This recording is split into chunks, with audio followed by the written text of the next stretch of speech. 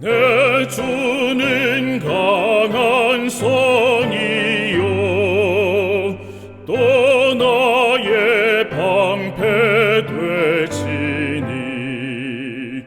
큰 환난에서 우리를 늘 구원하여 주시리.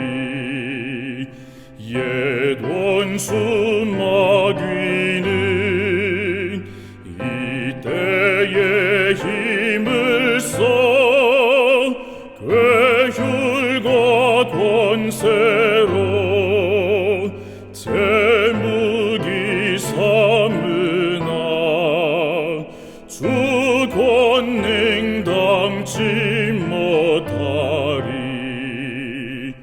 내 힘만 의지할 때에 패할 수밖에 없으나 힘 많은 대장 나와서 날 대신하여 싸우네. 이 대장 누구뇨? 예수 그리스도 곧 만유 주로다. 이 싸움 이길 자 주 예수밖에 없도다. 저 마귀 두루 편만해 온 백성 삼키려 하나. 겁내지 말고 싸우라. 진리로 승리하리라. 진척과 재물과 명예와 생명을 원수가 취해도 진리는 살아서 늘 길이 빛나리로다.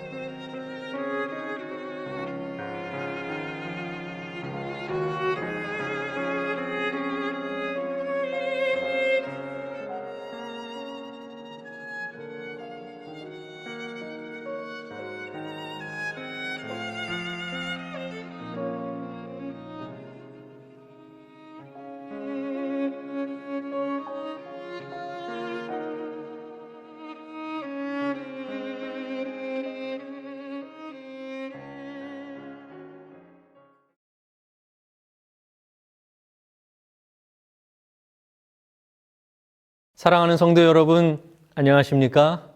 저는 파주중앙교회의 박정은 목사입니다.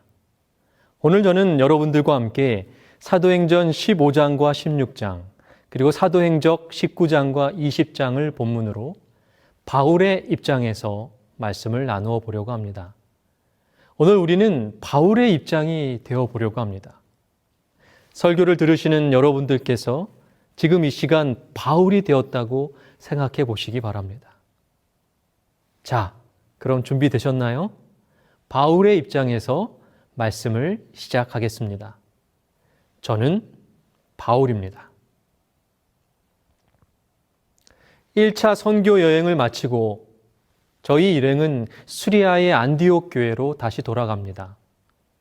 안디옥 성도들에게 하나님께서 이방인들에게 믿음의 문을 여신 것을 자세히 이야기했습니다. 모든 성도들이 기뻐하며 모든 영광을 하나님께 드렸습니다. 안디옥 교회는 그 당시 크고 성장하는 교회였습니다. 이 교회는 선교 활동의 중심지였습니다. 유대인과 이방인 등 많은 계층의 교인들로 구성되어 있었습니다. 목사들과 평신도들이 서로 하나 되고 연합되었습니다. 그러나 사단은 안디옥 교회가 하나님의 뜻대로 성장하는 것을 원하지 않았습니다. 그래서 성도들이 서로 싸우도록 문제를 일으키게 됩니다. 그 문제는 바로 구원을 얻기 위해서는 반드시 유대인들처럼 할례를 받아야 한다는 주장 때문에 생겼습니다. 이방인 그리스도인들의 입장에서는 정말 난처한 일이 아닐 수 없었습니다. 안디옥 교회는 이 소통의 문제를 어떻게 해결할 수 있었을까요? 안디옥 교회는 이 어려운 소통의 문제를 성급하게 처리하려고 하지 않았습니다. 대부분 유대인들이 지도층에 있었기 때문에 유대인들의 의견 쪽으로 결론을 내릴 수도 있었습니다.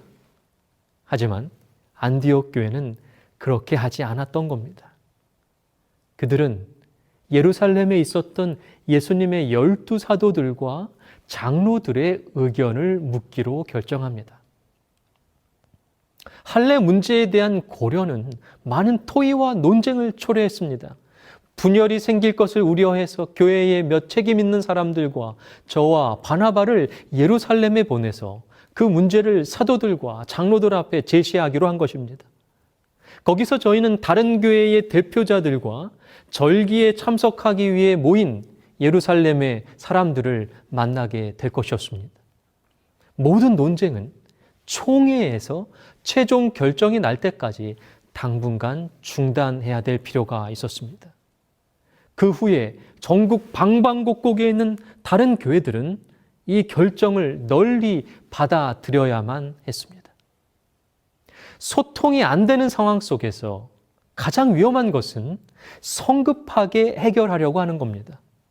자신의 의견만 주장하면서 성급하게 자신의 의견 쪽으로 결론을 내리려고 할 때 상황은 더욱더 악화되게 됩니다.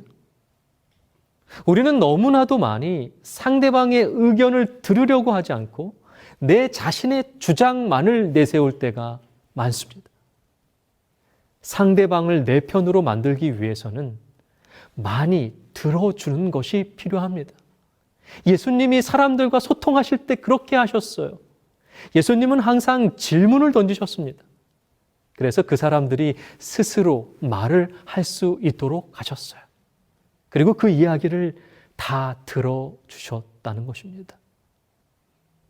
사실 안디옥 교인들은 자신들의 구원과 직결되는 할례 문제에 있어서 담임 목사였던 저와 바나바보다 예수님의 직계 제자였던 사도들의 판결을 받아야겠다라고 생각한 겁니다. 저와 바나바에게 있어서는 크게 자존심이 상하는 일일 수도 있었습니다. 하지만 저와 바나바는 말하지 않았습니다. 들어주는 것입니다. 그리고 자존심을 내려놓는 것입니다. 그럴 때 비로소 소통이 시작될 수 있기 때문입니다. 저희는 오히려 예루살렘으로 가는 도중에도 각 마을의 초기 교인들을 방문하고 이방인들의 개종 소식을 전하며 격려했습니다. 예루살렘 교회에 도착하자 이 문제로 인하여 총회가 열리게 됩니다. 이 문제의 결정으로 인하여 초기 교회의 운명이 달려 있게 되었습니다. 만일 이 문제를 해결하지 못하면 교회의 존재까지 위태로운 상황이 되었기 때문입니다. 열띤 토론이 이어지는 가운데 12사도를 대표하여 베드로가 말했습니다. 베드로는 하나님이 우리의 마음을 아시는 것처럼 우리도 다른 사람을 이해해 주자고 부드럽게 말했습니다. 베드로가 사람이 참 많이 변했습니다. 베드로도 저처럼 매우 다혈질적인 사람이었기 때문입니다. 베드로는 성령 하나님께서 할례받지 않은 이방인들과 할례받은 유대인들에게 동일한 능력을 부어주심으로써 논쟁 중에 있는 그 문제의 결론을 이미 내리셨다라고 설득했습니다. 그는 하나님께서 각종 네발가진 짐승이 가득한 보자기를 그의 앞에 제시하시고 그에게 잡아먹으라고 명하셨던 그의 환상을 자세히 말했습니다. 이 기별은 하나님께서는 사람을 외모로 취하지 않으시고 당시를 경외하는 사람들을 모두 받아들이시고 인정하신다는 사실을 나타낸 것입니다. 그리스도의 피가 모든 부정한 것을 깨끗하게 하실 수 있기 때문이었습니다. 예루살렘 총회의 의장이었던 야고보가 베드로에 이어서 말합니다. 예수님의 제자 야고보가 아니라 야고보서를 쓴 예수님의 형제 야고보였습니다. 야고보는 이방인 그리스도인들이 할례받는 것은 중요하지 않다는 의견을 말하고 이방인 그리스도인들 쪽으로 손을 들어준 것처럼 보입니다. 하지만 야고보는 그 뒤에 이방인 그리스도인들이 만약 우상 숭배의 영향을 그대로 받고 있다면 그것은 결코 용납할 수 없다고 하면서 유대인 그리스도인들 쪽에도 손을 들어준 것입니다. 참 지혜롭지 않습니까? 지혜롭게 결정을 내리는 것은 결코 쉬운 일이 아닙니다. 그리고 어떻게 결정하는 것이 지혜로운 것인지도 애매할 때가 너무나도 많습니다. 그러므로 소통의 문제가 발생했을 때에 가장 지혜롭게 대처할 수 있는 것은 지혜의 근원이신 하나님께 여쭈어 보는 것입니다. 야고보가 그렇게 지혜로운 의견을 낼 수 있었던 것은 분명히 성령 하나님의 도우심이 있었기 때문입니다. 총회는 유대인들과 이방인 그리스도인들과 사도들과 교사들, 여러 지방에서 선출된 대표자들로 구성되어 있었습니다. 예루살렘에서 장로들과 그리고 안디옥 교회에서 온 대표자들이 참석했고 가장 유력한 교회들이 참석했습니다. 그들은 성령 하나님께 지혜를 구한 것입니다. 소통에 문제가 생기고 의견이 충돌될 때 우리는 반드시 하나님께 먼저 지혜를 구해야 합니다. 할례 문제에 있어서 하나님이 원하시는 것은 요긴한 것들, 즉 예수님의 십자가의 은혜로 구원받았다는 복음 외에는 짐을 지우지 말자는 것입니다. 그것이 하나님의 마음이고 하나님이 주신 지혜였다는 것입니다. 하나님께 지혜를 구하며 소통하는 성도들이 되어야 합니다. 그들은 신중하게 합의한 결과 이방인들에게 성령을 부어주심으로 하나님께서 친히 문제에 대해 응답하셨음을 모두가 인정하게 되었습니다. 하나님의 은혜로 예루살렘 총회를 잘 마칠 수 있었습니다. 그리고 안디옥으로 돌아온 저와 바나바는 곧바로 2차 선교 여행을 떠나게 됩니다. 그런데 2차 선교 여행을 떠나기 전에 의견의 차이로 인하여 바나바와 저는 소통에 어려움을 겪게 된 겁니다. 사단은 끊임없이 성도들이 서로 소통하지 못하게 공격하는 것입니다. 다투어라고 번역된 헬라어 원어는 성경에 단 2곳에서만 사용됐는데 헬라어 파룩시스모스는 서로 상반된 의미를 동시에 지니고 있는 단어입니다. 다툼이라고 하는 뜻도 있지만 격려, 자극이라고 하는 뜻도 있습니다. 서로의 의견의 차이를 하나님의 방법으로 잘 소통하면 그것이 오히려 격려가 되고 자극이 될 수 있다는 것입니다. 저는 가정의 안전함과 안락을 위하여 사업을 벌인 마가의 약점을 용서하려 하지 않았습니다. 그처럼 끈기 없는 사람은 인내, 극기, 용맹, 헌신, 신앙, 그리고 필요에 따라서는 생명 그 자체도 자원하여 희생하도록 요구하는 그 선교 사업에 부적합하다고 주장했습니다. 저와 바나바의 생각이 완전히 달랐던 겁니다. 서로의 생각을 격렬하게 이야기했습니다. 그러나 결코 생각이 다르다고 해서 서로를 비난하지 않았습니다. 오히려 서로의 다른 의견을 인정해주고 서로 격려하면서 따로 선교 여행을 떠나기로 한 것입니다. 저는 신라를 선택했고 수리아와 길리기아로 여행하면서 그곳에서 교회들을 굳게 하였고 마침내 루가오니아도에 있는 더베와 루스드라에도 이르게 되었습니다. 그곳은 바로 제가 돌에 맞았던 곳이었습니다.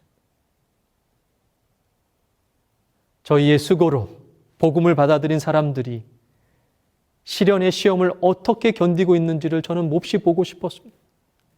루스드라의 성도들은 다행히 난폭한 반대의 직면에서도 굳게 믿음을 지키고 있었어요. 그곳에서 저는 다시 디모데를 만납니다. 제가 당했던 고난을 목격하면서 감명을 받고 완전히 목회 사업에 자신의 삶을 바치기로 마음먹었던 디모데를 다시 만난 겁니다. 루스드라는 저를 죽이려고 쫓아왔던 유대교도들로 인하여 제가 죽을 고비를 여러 번 넘겼던 좋은 기억의 장소가 아니었습니다. 그런데 왜 저는 또다시 그곳을 향하여 선교 여행을 갔을까요? 루스드라를 들리지 않고 다른 도시로 충분히 갈 수 있었습니다. 그러나 저는 제가 복음을 전한 사람들이 신앙을 잘 유지하고 있는지 격려하고 위로하고 함께 하고 싶었던 겁니다. 그렇게 제가 다시 한번 목숨의 위협을 무릅쓰고 루스드라에 찾아갔기 때문에 저에게 있어서 너무나도 귀한 동역자인 디모데를 세울 수 있게 된 것입니다. 디모데가 없었다면 저의 선교 사역은 너무나도 큰 어려움이 있었을 것입니다. 하나님은 정말 살아계십니다. 디모데의 마음은 저의 마음과 결합되었고 디모데는 저희와 함께 선교 여행을 하기를 갈망했습니다. 봉사를 위하여 더욱 많은 일꾼을 훈련시킬 필요가 있었습니다. 저는 디모데가 목회와 선교 사업의 신성성을 옳게 분별하고 다가올 고통과 핍박을 두려워하지 않으면서 즐겨 가르침을 받기를 원하는 사람임을 발견했습니다. 디모데의 아버지는 헬라인이었고 어머니는 유대인이었습니다. 그는 어려서부터 성경을 잘 알았습니다. 그가 가정생활을 통해 보았던 경건함이 그에게 묻어 있었습니다. 그의 어머니와 외조모가 가졌던 성경에 대한 신앙은 그에게 하나님의 뜻을 행하는 데 따르는 축복을 끊임없이 주었던 것입니다. 디모데는 그들에게서 받은 교훈의 영적인 능력으로 말에 순결하고 그를 둘러싼 악한 과마에 물들지 않게 되었습니다. 이와 같이 그의 가정교사들은 그를 책임을 맡도록 준비시키는 일에 하나님과 협력했던 것입니다. 저는 디모데의 충성과 끈기 그리고 진실을 보고 선교 여행의 동료로 선택했습니다. 디모데가 하나님께 택감을 받았을 때에는 단지 청년에 불과했습니다. 그러나 부모의 교육을 통하여 그의 원칙들이 확고하게 확립되었기 때문에 그는 저의 조력자로서의 위치를 차지하기에 적합하게 되었던 겁니다.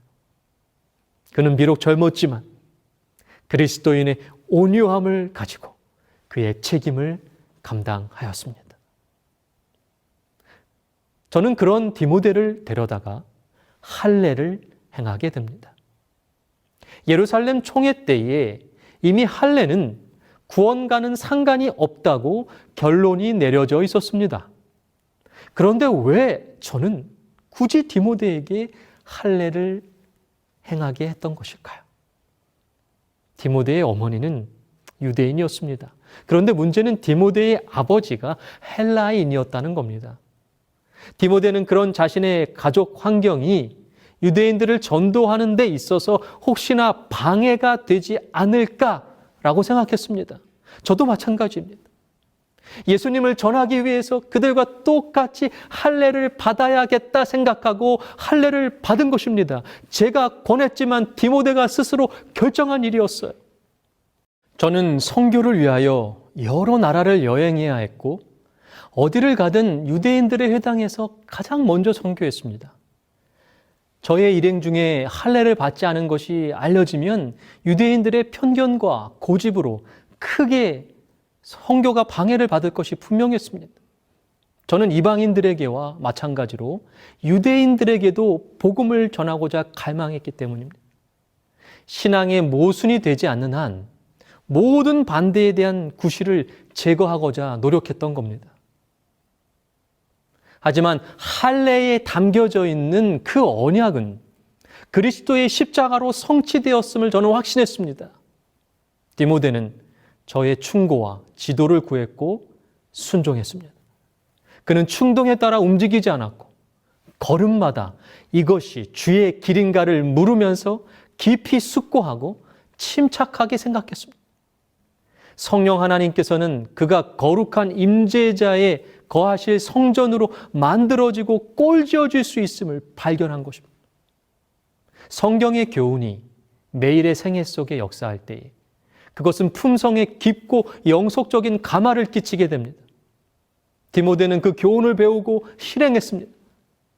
그는 특별히 특출한 재간을 가지지는 않았지만 경험을 통해 얻은 경건의 지식은 그를 다른 신자들보다 뛰어나게 했고 영향력을 갖게 한 것입니다. 남자의 성기의 표피를 잘라내는 할례는 21세기 여러분들에게 있어서는 너무 쉽게 당연히 할 수 있고 해야 되는 일이지만 그 시대에 병원이라도 제대로 있었겠습니까? 굳이 안 해도 되는 일이었지만 예수님을 전하기 위해서라면 자신의 살을 잘라내는 희생을 감당할 수 있는 마음, 이러한 마음을 가진 사람들에게 하나님은 역사하시고 그들을 사용하신다는 겁니다. 내 생각이 옳지만 다른 사람들을 위하여 나의 생각을 내려놓을 수 있는 소통의 사람들을 사용하신다는 겁니다. 희생하고 헌신하는 사람들을 하나님은 찾고 계십니다. 한국의 복음을 전한 선교사들이 그러한 정신으로 하나님을 전했습니다. 한국에 온 외국인 선교사들은 옛날 한국 사람들에게 예수님을 전하기 위해서 한복을 입고 상투를 틀고 버선을 신고 수염을 길렀어요. 얼마나 불편하고 힘들었을까요? 그러나 예수님을 전하기 위해서 그들과 소통하기를 원했던 겁니다. 불편하고 힘든 것 따위는 아무것도 아닌 겁니다. 마치 유대인들과 소통하기 위하여 할례를 받았던 디모데처럼 말입니다. 그들이 그렇게 할 수 있는 이유는 예수님이 먼저 우리와 소통하시기 위하여 인간이 되셨기 때문입니다. 예수님처럼 한국인들과 소통하기 위하여 한국인처럼 되려고 했던 그러한 외국인 선교사들을 통해서 하나님은 놀라운 기적들을 이루셨습니다. 그런 선교사들의 희생과 헌신으로 한국은 유례없는 기독교 강대국이 되는 놀라운 역사가 일어난 것입니다. 이제는 거꾸로 미국 다음으로 해외 선교사를 가장 많이 보내는 나라가 된 것입니다. 21세기를 살아가시는 여러분들도 오늘 이 시간 하나님을 전하기 위해 자신을 희생하고 헌신하기로 결심하게 되시기를 바랍니다. 그럴 때 여러분은 살아계신 하나님을 경험하게 되실 것입니다. 21세기 한국에서 있었던 일입니다. 서울 서초동 소년법정에서 일어난 사건입니다. 서울 도심에서 친구들과 함께 오토바이를 훔쳐 달아난 혐의로 구속된 한 소년은 방청석에 홀 어머니가 지켜보는 가운데 재판을 기다리고 있었습니다. 조용한 법정 안에 중년의 여성 부장 판사가 들어와 무거운 보호 처분을 예상하고 어깨가 잔뜩 움츠리고 있던 소녀를 향하여 나지막하며 다정한 목소리로 말했습니다. 앉은 자리에서 일어나 날 따라 힘차게 외쳐보렴. 나는 이 세상에서 가장 멋진 사람이다. 예상치 못한 재판장의 요구에 잠시 머뭇거리던 소녀는 나지막하게 따라했습니다. 나는 이 세상에서 라며 입을 열었습니다. 그러자 이번에는 더 큰 소리로 나를 따라하라고 하면서 말했습니다. 나는 무엇이든지 할 수 있다. 나는 이 세상이 두려울 게 없다. 이 세상은 나 혼자가 아니다. 큰 목소리로 따라하던 소녀는 이 세상은 나 혼자가 아니다 라고 외칠 때 참았던 눈물을 터뜨리고 말았습니다. 소녀는 작년 가을부터 14건의 절도, 폭행 등 범죄를 저질러 한 차례 소년 법정에 섰던 전력이 있었기 때문에 이번에도 동일한 수법으로 무거운 형벌을 받게 되어 있었어요. 그럼에도 불구하고 판사는 소녀를 법정에서 일으켜 세운 후에 외치기로 판결을 내렸습니다. 판사가 이런 결정을 내린 이유는 이 소녀가 작년 초까지만 해도 어려운 가정 환경에도 불구하고 반에서 상위권 성적을 유지했고 장래 간호사를 꿈꾸던 발랄한 학생이었기 때문입니다. 그러나 작년 초 기갓길에 남학생 여러 명에게 끌려가 집단 폭행을 당하면서 삶이 송두리째 바뀌었습니다. 소녀는 당시 후유증으로 병원에 치료를 받았고 그 충격으로 호르몬이는 신체 일부가 마비되기까지 했습니다. 소녀는 학교를 겉돌기 시작했고 심지어 비행 청소년들과 어울려 다니면서 범행을 저지르기 시작했던 겁니다. 판사는 다시 법정에서 지켜보던 참관인들 앞에서 말을 이어갔습니다. 이 소녀는 가해자로 재판에 왔습니다. 그러나 이렇게 삶이 망가진 것을 알면 누가 가해자라고 말할 수 있겠습니까? 이 아이의 잘못에 대한 책임이 있다면 여기에 앉아있는 여러분과 우리 자신입니다. 이 소녀가 다시 이 세상에서 긍정적으로 살아갈 수 있는 유일한 방법은 잃어버린 자존심을 우리가 다시 찾아 주어야 합니다. 그리고 눈시울이 붉어진 판사는 눈물이 범벅이 된 소녀를 법대 앞으로 불러 세웠습니다. 그리고 이렇게 말합니다. 이 세상에서 누가 제일 중요할까? 그건 바로 너야. 이 사실만 잊지 않는다면 지금처럼 힘든 일이 있어도 이겨낼 수 있을 거야. 그리고는 두 손을 쭉 뻗어 소녀의 손을 잡아주면서 이렇게 말을 이었습니다. 마음 같아서는 꼭 안아주고 싶지만 너와 나 사이에는 법대가 가로막혀 있어 이 정도밖에 할 수 없어 미안하구나. 서울 서초동 법원청사 소년법정에서 16세 소녀에게 서울 가정법원 김규옥 부장판사가 판결을 내렸던 사건으로 참여관 및 실무관 그리고 방청인들까지 눈물을 흘리게 했던 실제 사건입니다. 김규옥 판사는 죄인인 소녀를 이해하고 소통하기 위해 애를 썼습니다. 하나님은 우리를 이해하시고 소통하시기 위하여 십자가까지 지셨습니다.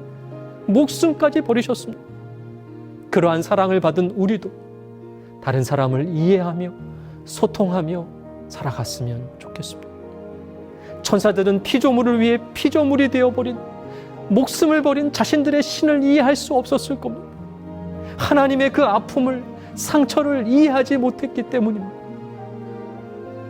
사랑하는 천사 루스벨, 그토록 믿었고 사랑했던 그가 하나님을 배신하고 사단이 된 순간 하나님의 마음은 너무나도 아팠습니다. 하나님이 창조했기 때문에 사랑했기 때문에 자유의지를 주었는데 그것이 죄가 되어버린 슬픔. 하나님은 다시는 제2의 루스벨이 생기기를 바라지 않으셨습니다. 그리고 십자가 위에 오르셨습니다. 십자가의 육체적 고통보다 더 큰 고통은 사랑하는 자식들을 죄로 인하여 빼앗겨버린 슬픔일 것입니다.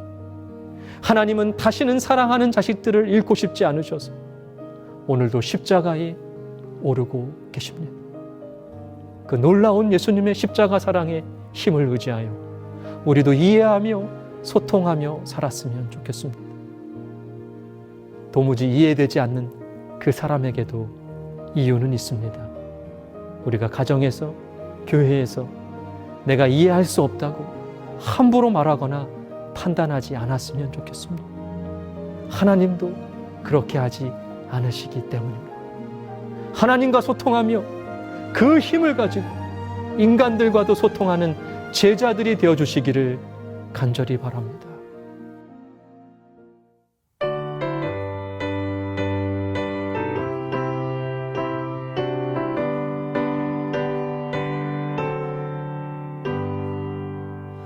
찬송 부르고 주를 전하며 남은 세월 지낸 후에 주님 오셔서 나를 부르면 영광 중에 나아가리. 열린 천국 문 내가 들어가 십자가를 내려놓고 빛나며 율금 받아 쓰고서 주와 함께 길이 살리. 눈물 골짜기 더듬으면서 나의 갈 길 다간 후에 주의 품 안에 내가 안기어 영원 무궁토록 살리. 열린 천국 문 내가 들어가 십자가를 내려놓고 빛나며 율금 받아 쓰고서 주와 함께 길이 살리. 나의 가는 길 멀고 험하며 산은 높고 골은 깊어 고난 나의 몸 쉴 곳 없어도 복된 날이 밝아오리. 열린 천국 문 내가 들어가 십자가를 내려놓고 빛나며 율금 받아 쓰고서 주와 함께 길이 살리. 한숨 가시고 죽음 없는 날 사모하며 기다리니 내가 그리던 주를 배울 때 나의 기쁨 넘치리라. 열린 천국 문 내가 들어가 십자가를 내려놓고 빛나며 율금 받아 쓰고서 주와 함께 길이 살리.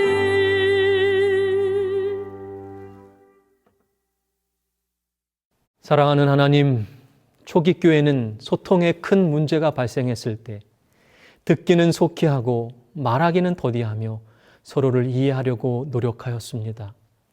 베드로는 부드럽게 말했고 야고보는 하나님의 지혜를 구했습니다. 우리도 소통에 문제가 생겼을 때 하나님의 지혜를 구하며 부드럽게 말하고 들으며 이해하는 그리스도인이 되게 하여 주시옵소서. 한국인들과 소통하기 위하여 한국인처럼 살아갔던 외국인 선교사들의 모습을 담게 하여 주시옵소서. 인간들과 소통하기 위하여 인간이 되신 예수님의 그 놀라운 사랑을 마음에 새기게 하여 주시옵소서. 예수님은 우리를 위하여 인간으로 오신 것뿐만 아니라 우리의 모든 고통을 이해하시기 위하여 십자가에서 고난받으시고 죽으시며 생명을 주셨습니다. 그 놀라운 십자가 사랑을 의지하여 이해되지 않는다고 하여 함부로 비난하거나 판단하지 않게 하여 주시옵소서. 십자가의 사랑을 의지하여 하나님과 소통하며 인간들과 소통하고 그렇게 살아가게 하여 주시옵소서. 예수님의 이름으로 간절히 기도드립니다. 아멘.